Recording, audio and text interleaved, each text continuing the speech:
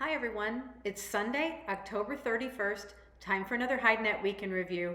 I'm Vera Dordick. So this week saw a bit of a change in much of the global hide market. In the US and Europe, many selections saw sliding prices stabilize a bit, while in Latin America the declines continue. So let's start with the US, and again this week interest was better. And while many bids still came in at lower prices, sellers managed to stabilize levels for most selections. And after many weeks of flagging interest, branded material actually picked up in popularity. Speaking of which, heavy Texas steers stopped their decline.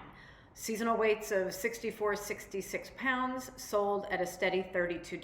Now, there were rumors of a very large volume sale at a lower price, but then volume deals are nothing new, and neither are rumors. Most other steers saw prices at least start to stabilize, and a couple saw slight improvements. The cow sector remains largely steady with good interest, and they too are thankful that steers are looking a little steadier. Combined export sales for the week ending October 21st were again higher, this time by 26% at 776,500.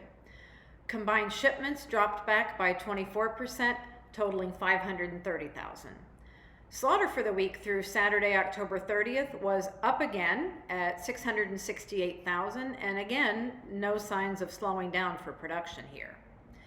From Europe, editor Andrea Guolo reports that prices are still volatile, but that more orders are being concluded. In the UK, the British 36 Plus is still selling at a price of £1.10 in sterling per kilo.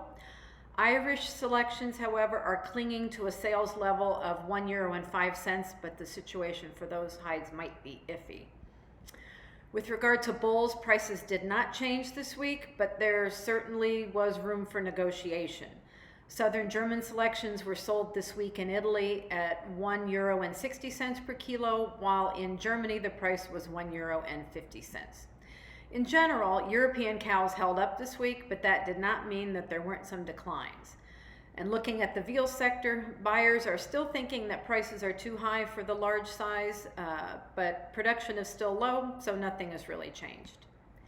In his analysis this week, Andrea discusses the new state of equilibrium in Europe, and he lays out what's expected between now and the end of the year for prices in some sectors. Turning to South America, editor Ronald Guiel says that raw material prices are still soft, and indeed they dropped another 4 cents this week to sell at $3.95 per kilo. TR1 also dropped 5 cents this week, and it's selling at $1.05 in US dollars per square foot. And in Argentina, the raw material decline goes on, but was again just a couple of cents. Other South American origins were still stable this week, with the exception of Colombia. In other news from Brazil, North America pushed Marfrig's Q3 profit to more than double. A new app aims to monitor the environmental care in Brazilian fields for cattle. And from elsewhere in Latin America, Argentina's leather goods and footwear production is growing, but it's still below 2019 levels. In Mexico, ANPIC attendance was up by 37% on the second day. And finally, in Paraguay, Frigorifico Musa had a fire that damaged 80% of its infrastructure, which means it can't participate in the upcoming USDA inspections. So that's all we have for today, and until next week, good night from HideNet.